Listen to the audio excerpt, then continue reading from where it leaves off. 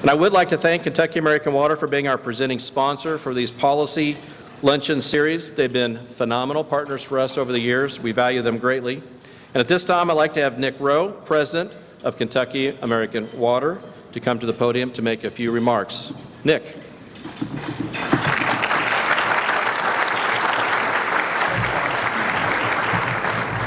Thanks, Bob. I'll be brief. I think we all want to hear from our governor.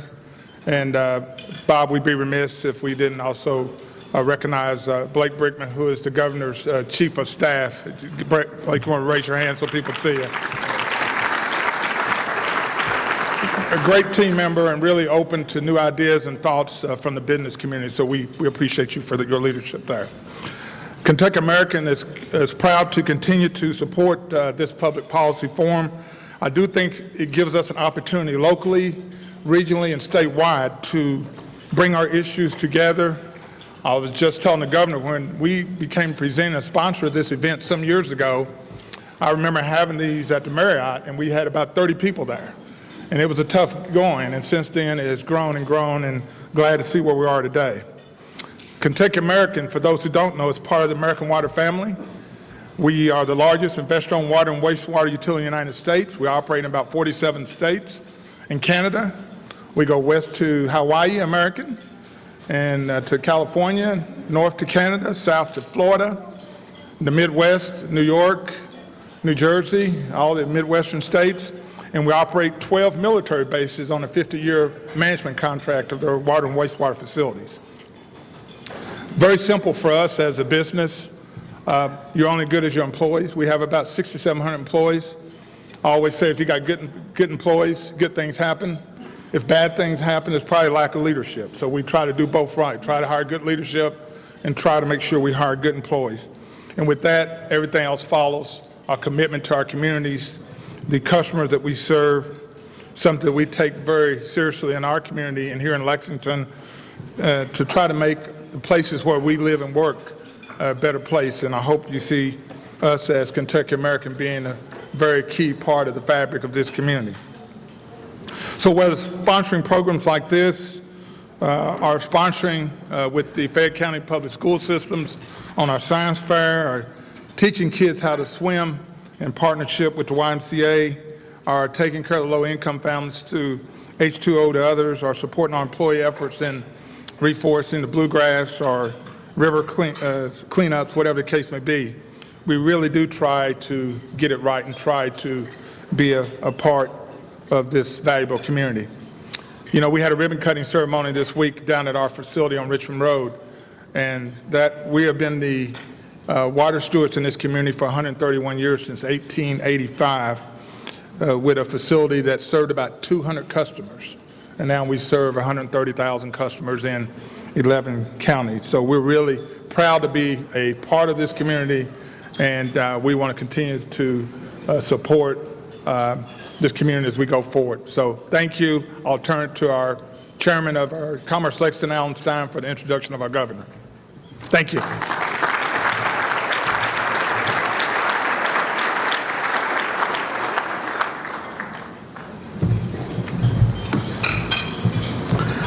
Good afternoon, everybody. Each governor of the Commonwealth brings a different skill set and leadership skills to the office. This governor is a businessman and an entrepreneur. This is a good crowd for him to share some thoughts today.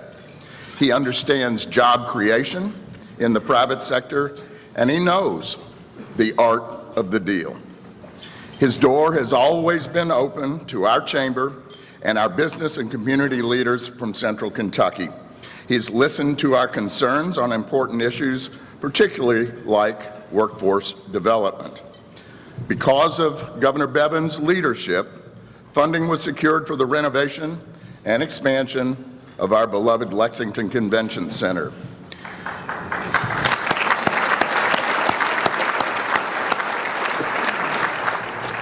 And while we recognize that there are always difficult budgeting decisions when you are the governor, we are appreciative that Governor Bevin has had the vision and the wisdom to invest in Lexington's economy. Thank you, Governor, for that. So we want to thank Governor Bevin for being here with us today, and we look forward to your remarks and continuing to work with you as we go through these very difficult economic times that are getting better. So we appreciate your efforts in that regard. Please welcome with me my governor and your governor, Governor Matt Bevin.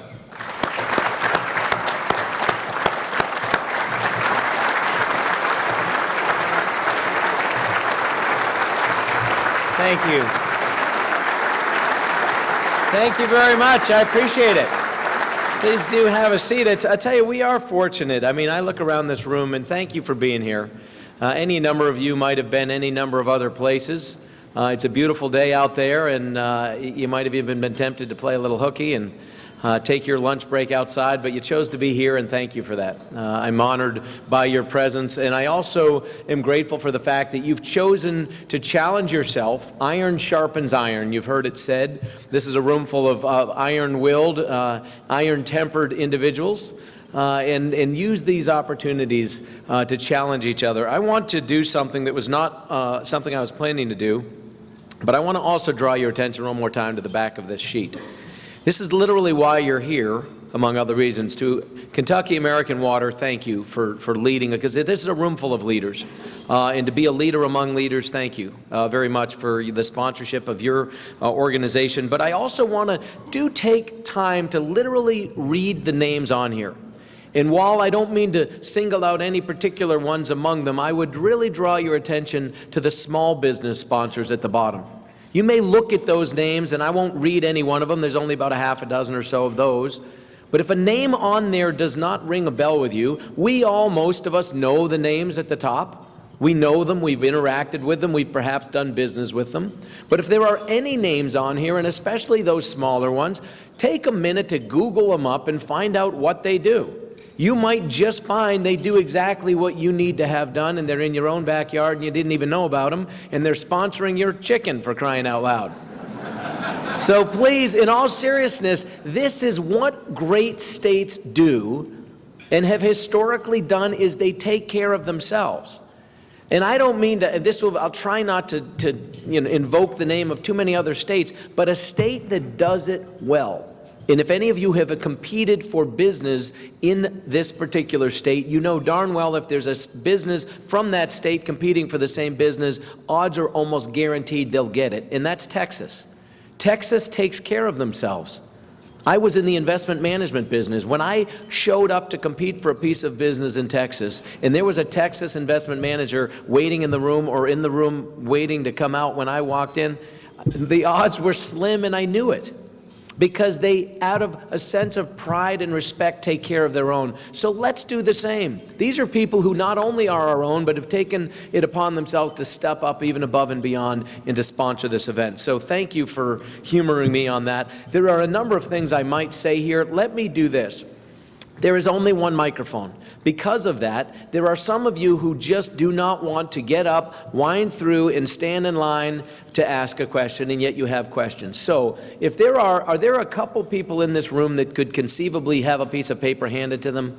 Is there anybody that could volunteer to do that? Tell you what, if you could just, like, one person back here, all right, awesome. I tell you what, if during the course of the next few minutes, if you want to take, not your sponsor list, but some other piece of paper, and just write down a question. It doesn't have to be pretty, as long as write it on the front piece of paper, send it up to me on anything, and just hand it to somebody. If you have a question written down on a piece of paper, Aaron right here, just hold your hand up at some point. I won't call on you, but if I certainly would welcome anyone to ask a question, and I would encourage you to do that. But if you would rather just send a question up here, just try to get his attention. Just hold your hand up. He'll be looking around. Write it on a piece of paper. He'll bring it up here, set it here, and I'll just read them and answer them. Because the most valuable use of this time for you is to talk about the things you want to talk about. I could talk about any number of things. I'll talk about a few, but in some measure, I want this to be value added to you. I want you to go away having gotten answers to an understanding of not only what we have done in these first 5 months and change. Believe it or not, it hasn't even been 6 months yet. since I was sworn in. It feels like about 12 years, actually. But it has been, we have gotten a tremendous amount done, and the credit goes to a number of folks. And again, I want to give a shout out of encouragement and support to those representatives in Frankfurt that are here, Representative Gooch, Representative King, Representative Tipton, who were introduced. These are all good people. If they are your representative, you are well represented. If you are not represented by them, you want to be represented by people of that caliber. You do. And this is what I'll encourage you. This will be my political part of this. I don't care the party. When I ran, and I hope what you have seen with respect to how I have chosen to govern, I'm agnostic with respect to party, but the values and the principles matter. And they are increasingly found on one particular side of the aisle. That's all I'll say. The only thing I would say is, regardless of the party, when you go to the ballot box in November, and I beg of you, be the leaders in your families, in your companies, in your churches, in your communities, in whatever clubs and organizations you're a part of. Be the leaders with respect to taking ownership of government, of getting out and voting, because we need people like us to take the charge on this. A government of and by and for the people only works if we, the people, take it seriously, if we, the people, actually come out and vote. And so what I would encourage each of you to do is, when you do come to the ballot box this November, first of all, pay attention between now and then. But look for people who hold your values. You are business people. Who espouses business values? And I'll tell you, those representatives I just mentioned are people who get it. They are business people. They have come from the business community. We need that kind of thinking in Frankfurt. We were just talking earlier, before we even came up here, that sadly, we as a state are at kind of the wrong end of the spectrum on many, many, many metrics. We are in the bottom decile, bottom quintile at best, in almost every single category where we would like to be at the other end. Workforce development, per capita income, education, health metrics, fill in the blank. We're at the bottom when we'd like to be at the top. How are we going to change that? We're going to start sending different people to Frankfurt.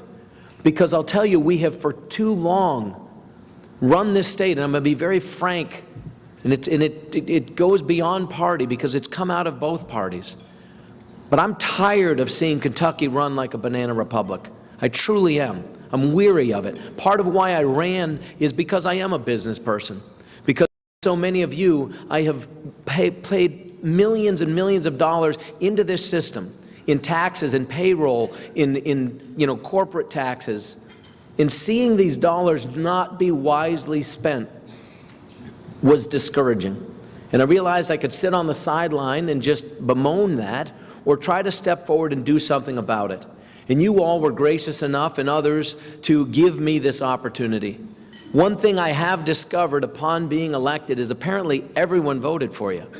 And so I know that's every single one of you in this room.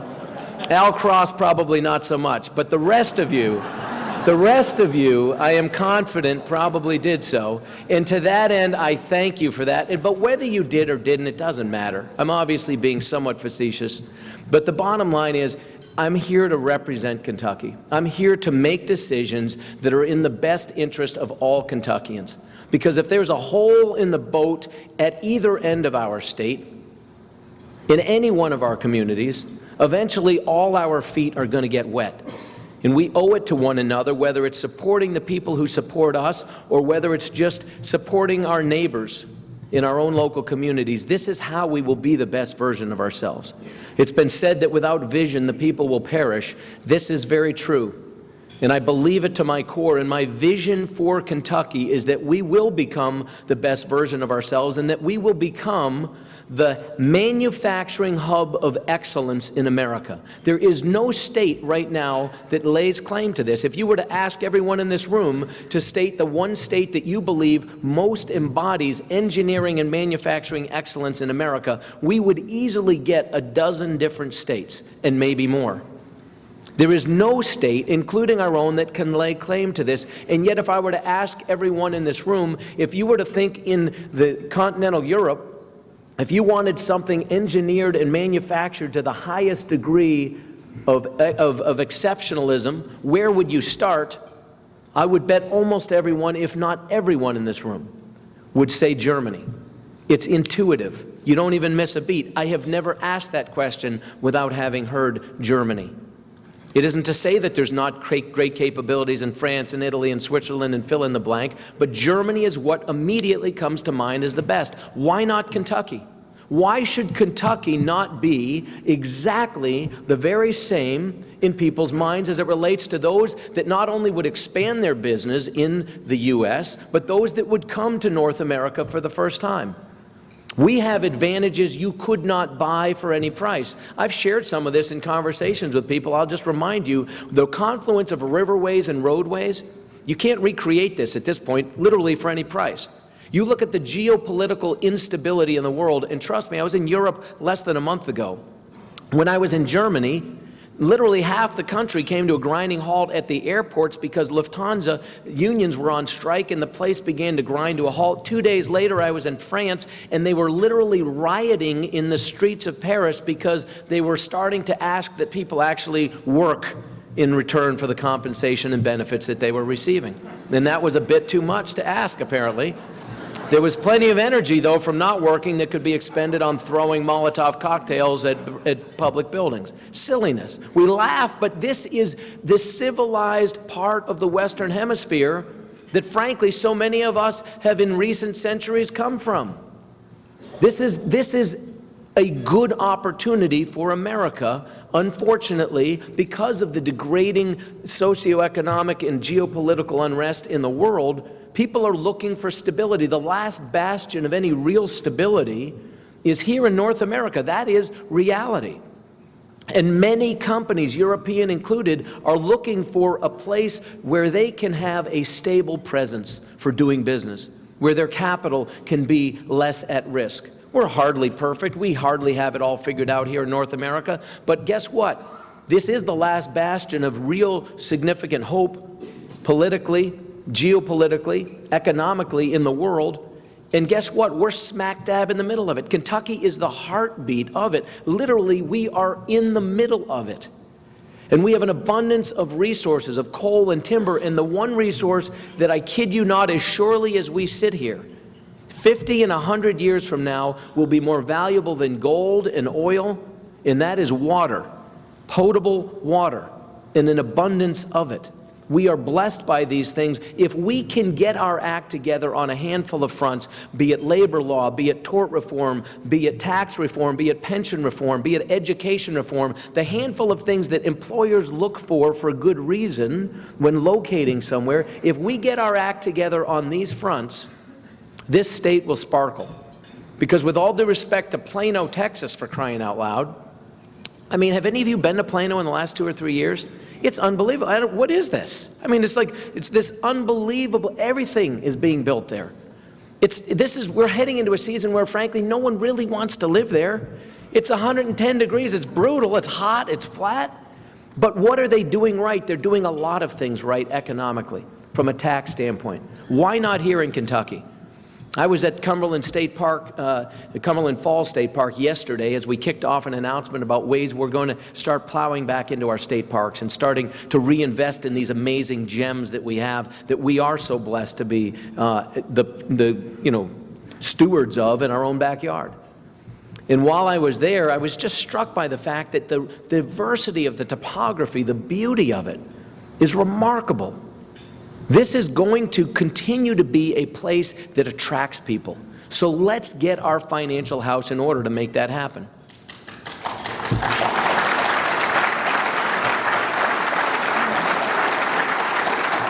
Again, if there's any questions, keep them, give them to Aaron in the back, and he'll bring them up here in a minute. We also will take questions in a minute. I want to touch on just a few things that we came out of this session.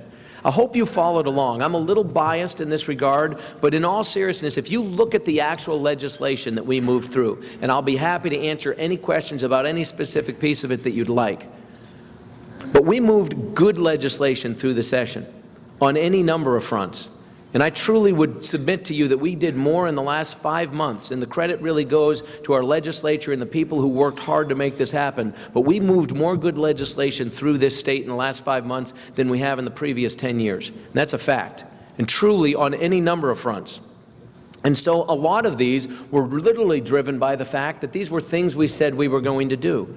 One of the greatest compliments that I have gotten and continue to get from people, and I do appreciate, is that even people who don't agree with me, even people who don't like what I've done, people who did not support me and make that clear to me when we speak, they nonetheless respect the fact that we are doing what we said we were going to do. And I'm grateful for those who recognize that and appreciate it. You should expect the very same from everyone who runs for office. I'm just weary of people who blow smoke in order to get elected, and then they do the exact opposite or nothing at all once they're in office. You should be tired of it as well, which goes back to what I said earlier about look at each candidate and vote your values, your business values. Who is a business person? Who will truly not just say the right things, but has a track record of, and you believe on your behalf in Frankfurt, will fight for the things that need to happen. There are things that yet must happen in this state for us to be that best version of ourselves. But one of the things we were able to get done in this session is we passed the most financially responsible budget, frankly, probably in the lifetimes of any of us in this room. We truly, not only so often we've balanced the books by basically spending every red cent, saving nothing, and kicking cans down the road and down the road and down the road. Perfect example, we were just talking about our state parks. You know how much money was put into deferred maintenance in our state parks in the last decade? 7.8 million total for the last 10 years. We just announced we're putting 18 in, and that was a stretch in some measure for us. But that's in one budget session. I mean, we have just deferred too many things. Our pension obligation. 15 years ago, we were fully funded. We actually took monies and then stopped funding in the ways that we might have, and ultimately, without any recognition of the demographic realities, have created a problem that now causes us to have the worst funded pension system in America. And yet we did just put $1.2 billion into our pension system, which is going to be imperative because it does affect whether you're a state employee or not, or are related to one or not, or even care about one or not. It affects every single one of you. Because every dollar that we owe in obligation to a pension that is owed by law by the state, it comes at the expense of something else that we do care about, each and every one of us. So I'm grateful for the fact that we did move a very fiscally responsible budget too, through the legislature. And some good things were involved in that I think you have seen. One of the things too, I made a commitment, we're not sweeping funds that are designated for particular things. That's a trick we've played for far too long. And so, for example, we have swept the lottery funds, which, I mean, even now, look at all the taglines. It's all about education. And yet, historically, the previous 2 years before this administration came in, we swept $62 million out of there for non-education related things. That's ridiculous. We're not doing that. We're leaving those dollars in there. And in fact, a couple of days ago, we just rolled out an announcement that we are going to use some of those dollars and others as well for things like dual credit. We are now going to allow every single senior in the state of Kentucky to be able to earn dual credit toward graduation from high school, but also those credits being able to be used at any number of universities in this state, public and private. And I'm grateful to those partners that have stepped up.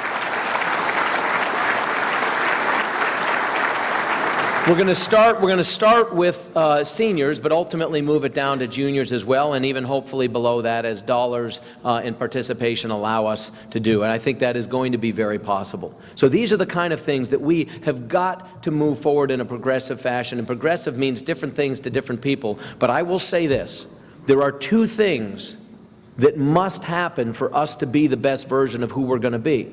We have got to invest in education, and we have got to invest in infrastructure, and that's a fact. Part of why we did and why I personally, carried the torch for this convention center here. I don't live in Lexington, you know that.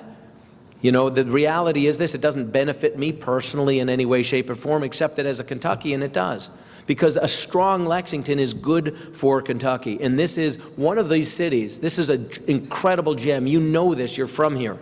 But you come into this city, what we want is for people to come here for a convention on a day like today where they have a 2 or 3 hour break and decide to take their rental car and just drive 15 miles outside of town. They will be blown away by what they see, and they will all go back to wherever they come from and wish they lived here. That's what we want. And for us to be able to have the ability to attract 30% more conventions as a result of having a facility to accommodate them, that's just good, smart investment.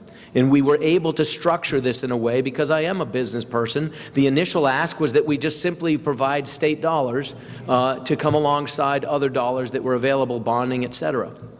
And that to me was a non-starter. But we came out with a structure whereby there would be the ability to add a small incremental room tax, and you're all familiar with that. And the city was willing to put money in and stepped up, and I appreciate that. The city said, we'll take some of our rainy day funds and we'll put those on the barrelhead.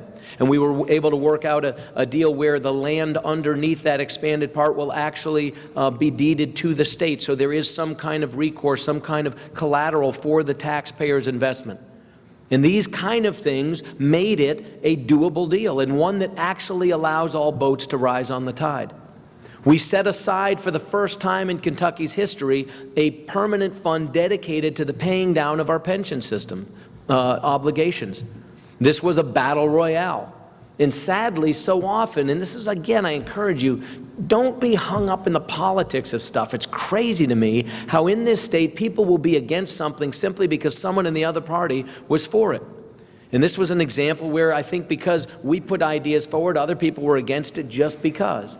Ultimately, we got it in there, and it's a smart use of our monies. We have money set aside at a rainy day fund, more than has historically been the case, intentionally there, not just a residual leftover. We also have a permanent fund set up for the paying down of pension obligations. And any dollars that come in through settlements that would come and or windfalls that come due to extra revenue that wasn't anticipated, whatever the case may be, maybe better economic environment than was budgeted for, any of those dollars will go 50-50 into the rainy day fund and this permanent fund for the sole purpose of paying down that pension obligation. This is just called good budgeting. Nothing I'm explaining to you isn't something that you do in your businesses every day. We are starting to spend this money like it's your money, because it is your money. As it relates to certain other things like the drug epidemic, it is horrific what is going on, and it's coming increasingly into the communities we all live in. It has to be addressed. And so we did get money in there for taking care of the opiate addiction in particular. One of the things, and I say this, it'll be a little facetious, I don't mean to make light of this situation, but I said to someone the other day, just kind of a little flippantly, but it kind of was appropriate, I said, we do have an opium problem in this state. And it isn't just simply opiate addiction, which is real, and we have not only funded everything that the previous House bill from 2 years ago called for, but additional dollars as well, so we'll be able to address this. But I said to this individual, we do have an opium problem, and unfortunately, so many of our legislators are addicted to opium, and they kind of were shocked. And I said to them, I said, they are. I said, the difference is, though, it's not spelled with an I or a U, it's just OPM, other people's money, and they're addicted to it. And unfortunately, the desire for that sometimes gets in the way of doing what is right. Some of the pieces of legislation we were able to pass were, heaven forbid, sponsored by someone in a different party than myself. And I literally had people in my party saying, well, you can't be for that because so-and-so's name is on it. Crazy. That's insanity. If it's a good bill, it's a good bill. I did not realize that people kept track of such things. I never even thought about it. My understanding is that I vetoed more bills than have ever been vetoed by a governor ever. I vetoed more bills in this session than had been vetoed in the previous 8 years. I thought that was my job, to read them and veto them if they're bad, but apparently you're supposed to just sign everything. I'm not going to do that. And so if you expect me to be a rubber stamp for things, then buckle up for 3.5 more years, because, I mean, the bottom line is I read every single one of these. One of the last things that I do is see whose bill it was. Fully 2/3, maybe more, of the bills that I vetoed happened to come out of people in my own party, and some of them are good friends. I called every single person before I vetoed their bill, the sponsor of a bill, and I told them, I'm going to veto your bill, and this is why I'm thinking of doing it. I gave them an opportunity to change my mind. But ultimately, my job is to steward the resources of this state to the best of my ability on your behalf. And I'm going to do that to the best of my ability.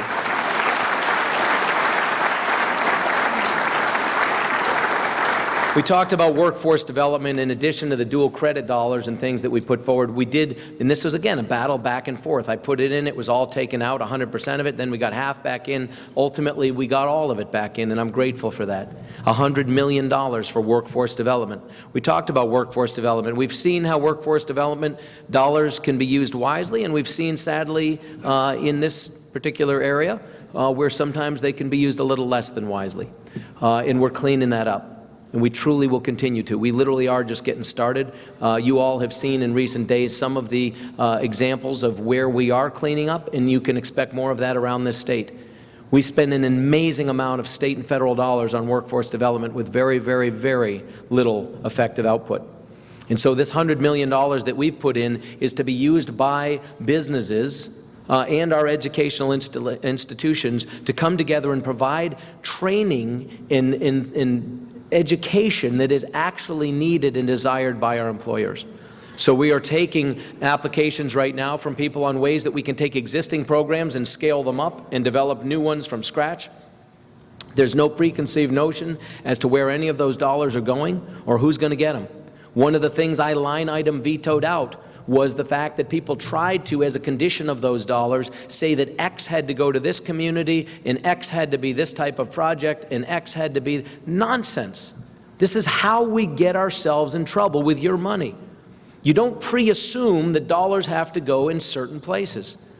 The best thing to do with our money is put it where we get the best return on investment, where we do a cost-benefit analysis relative to other alternatives, and we invest it so that we get a good return. That's how we're going to manage your money for the next 4 years. We promised that we were going to protect the people who protect us, and we have made a very concerted effort to do that.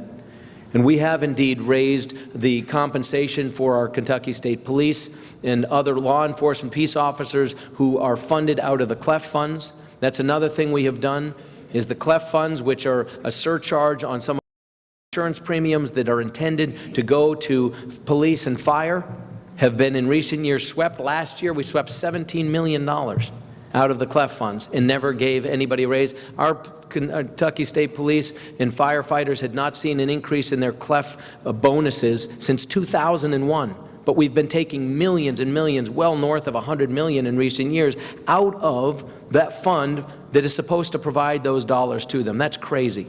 That too is stopped and is going to end, and I hope it never starts back up again. And so we did raise those bonuses for them, and there's still monies left over, and those monies are being used for other things, not the least of which is getting rid of this backlog on these rape test kits. You've heard about it. People have talked about it in good faith and with good ideas on both sides of the aisle for years, but all we've done is talk and talk and talk. And now we're actually doing something. We accelerated dollars through to actually start taking care of that this year. It's already, that backlog has been worked down significantly. Our intent is to get it to the point where it's completely eliminated, and that these then are processed in a timely and expedient manner going forward. These, again, are things we promised we would do and things that we are focusing on doing. I mean, there's a number of other things I could touch on. I would simply say this. Expect us to represent you, regardless of your party, regardless of whether you voted for this administration or not. Our job is to manage your money wisely. I want Kentucky to shine. I'm weary of us pulling up the rear on things where we should be leading the pack. And look at it this way. I've shared, most of you, a lot of business people, you're numbers people. Imagine if we're 48th in something. And just to give you some, we're 47th, for example, in workforce participation. We're 47th in per capita income, having slipped from 46th that we have held on to for 40 straight years, and we're now 47th.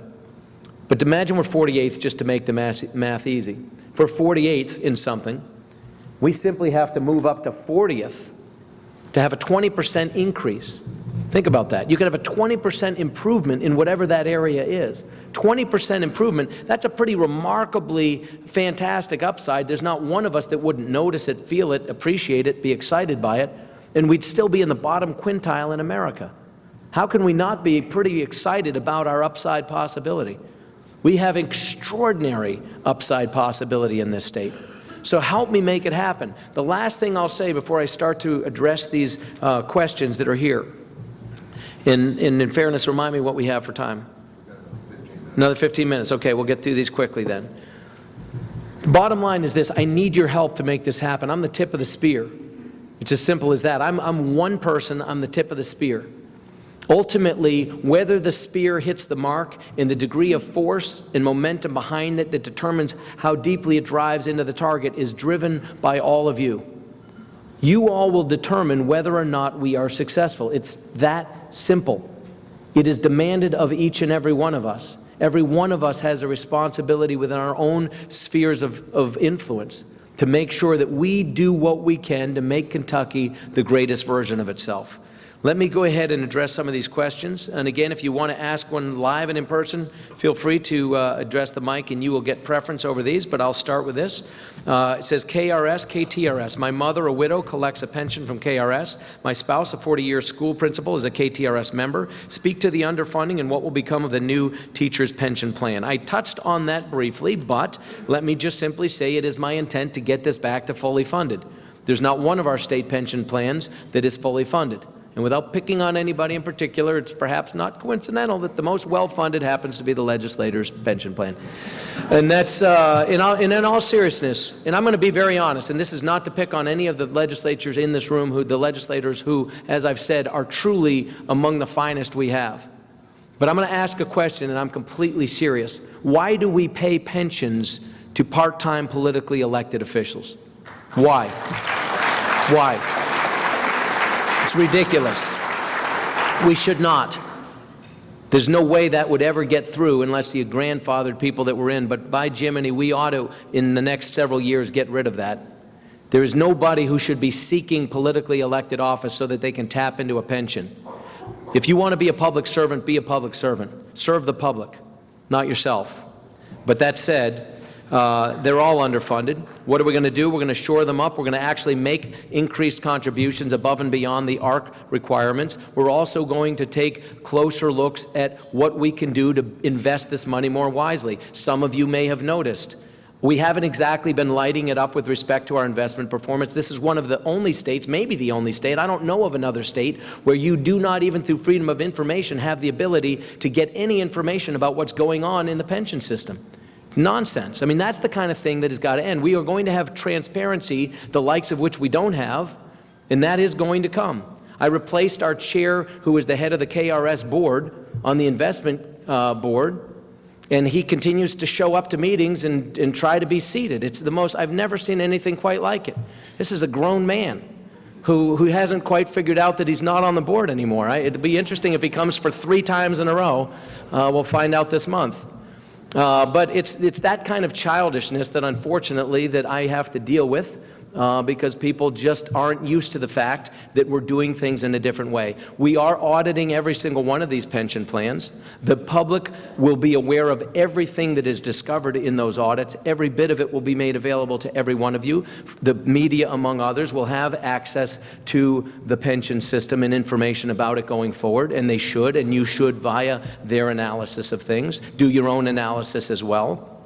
But the bottom line is, you should know who's being paid, what they're being paid, and what kind of results we're getting for them.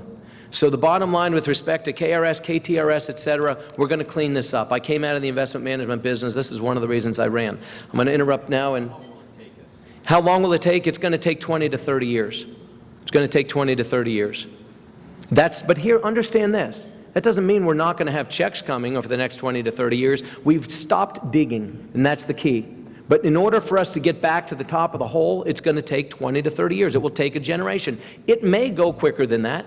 If we can get our economic house in order, if we can pass right-to-work legislation in the state, and let me just tell you right now, it's coming to the state whether we want it or not, whether you're for it or against it, it will ultimately come. We're the last state in the South that hasn't done it, and we are literally fishing in a pond that's 2/3 the size of everybody else's from an economic development standpoint. You talk to any site selection expert in this state and in this country, and in the world, and there are people who are looking globally, there are 1/3 of Fortune 500 companies will not expand in or will locate in a state that has not passed this. So we are killing ourselves for no good reason. That's got to happen. We need tax reform. We need to stop sticking it to the producers and start, spreading it to the consumers and move to more of a consumption-based tax economy. If we are to be the manufacturing hub of excellence in America, why in the heck are we taxing inventory That's going to go. And I'll tell you, why are we taxing you at death? We're one of 6 states that still has a death tax. What's your incentive to die in Kentucky? Poor planning.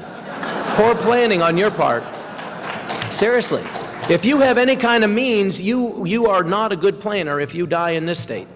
As a resident of this state, that needs to end. Why do we want our best and brightest and wealthiest who have managed to accumulate and save monies to want to become citizens of somewhere else so that when they do, their money changes hands and their children and grandchildren have probably gone with them to that other state, and that money rarely comes back and gets redeployed here? These are the kind of things. School choice, we're one of 7 states in America that has 0 competition for public education dollars. Enough already. We're not shooting the lights out educationally. It is time to infuse some sense of competition. Start with public charter schools, but start to bring a level of accountability, because in this county, and in Jefferson County in particular, we have the vast majority of schools that have failed time and time again. Now for generations, this has to end.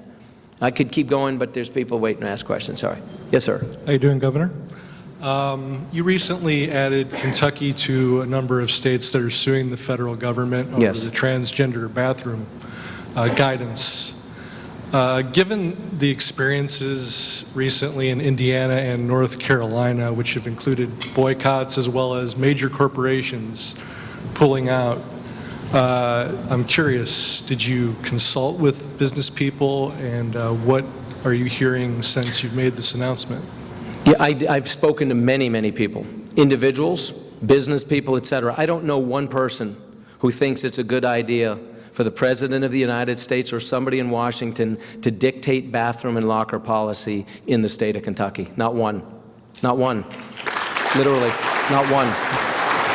And I think you see that indicated by the fact half the people in here aren't even sure if they're allowed to clap for something like that. But the reality is, it is ridiculous. It is not the role of the federal government. This is in no way, shape, or form to preclude anybody from having access. Where have people been going to the bathroom? They've been using the bathroom just fine. We don't need the federal government to come in and make rules. We don't. We don't.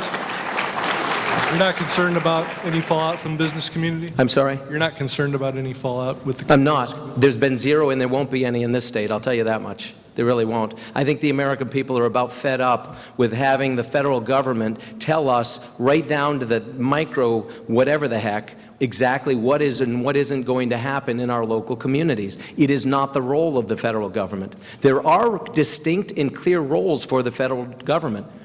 I would encourage them to stick to those. One of those, for example, is security of this nation. It is the regulation of interstate commerce. It is the creation of tax policy and trading policies with partners globally. That is the role of the federal government. If they would focus on that and do that even halfway well or even at all, then maybe they could freelance and branch out. In the meantime, this isn't their responsibility. The 10th Amendment is very clear that there are a handful of responsibilities given to the federal government, and that all those others are not to be ignored. People are not to be disregarded. But those responsibilities not specifically spelled out to the federal government are the responsibility of who? The states and of the people. Those are the last words of the 10th Amendment. It's very clear. It's very unambiguous. It is the responsibility of the states and of the people to determine those types of discussions. And that is exactly what we will do here in Kentucky. Thank you. There's somebody behind you that has a question. Thank you.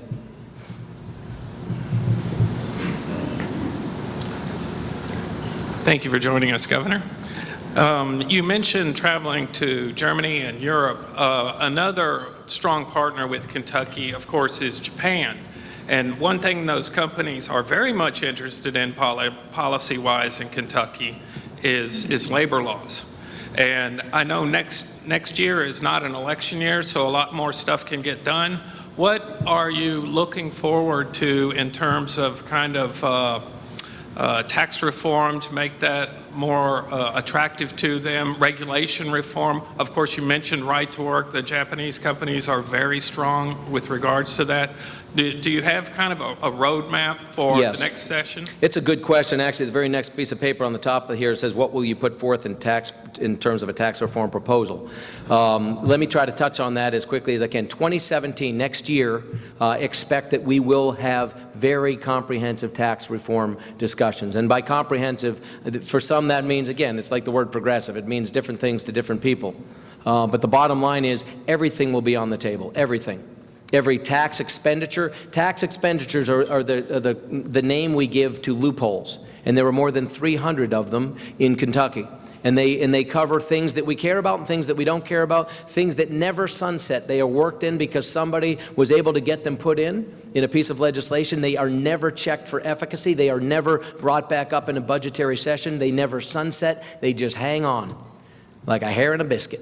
The bottom line is you can't get rid of them. They're in there, and you know it's in there, and you can't get rid of it. And the bottom line is we are going to put every one of these on the table, and we're going to look at the variable excise taxes on fuel, and we're going to look at our state income tax levels, and we're going to look at things like local option sales tax, and we're going to look at things like income tax rates for corporations, and we're going to look at things like the inventory tax. We're going to put all of it on the table. I already have people, some of the wisest minds in the country, working with us already on coming up with policy. This is going to continue to happen throughout the summer, and then we will start to involve the legislature in this and put together groups of people who are moving toward coming up with something that will allow us as a state to ultimately have, I believe, if we do this right, a lower overall tax burden, and certainly a much more simple one. How many of you are fed up with a $175 LLET tax, for example? I mean, seriously.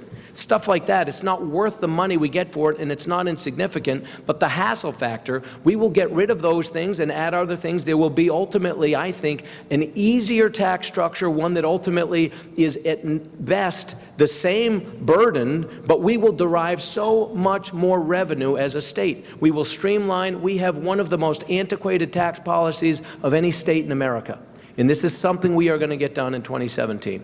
So I've got about -2 minutes. So Arigatou gozaimasu. let me, thank you. Yes, don't touch my. That's Japanese for those of you. That's just, do we have like 2, 3, 4 minutes? 2 more minutes. Okay. What is your administration doing to reduce the regulations and burden on business? I think, again, we've touched on some of that. These look like they were all written by the same person who ripped off the piece of paper. The bottom line is I'm a big believer in there's certain things we can and cannot do as a state. There are certain things we have no control over. When we are financially strapped, and there are some things we cannot afford to do, but there are many things we can stop doing to you. And I've said this before, and I say it to each of you, and come to my administration, reach out to people, whether it is through my chief of staff, or whether it's through Aaron, or whether it's through other people that you know in our administration. Let us know what we can stop doing to your business.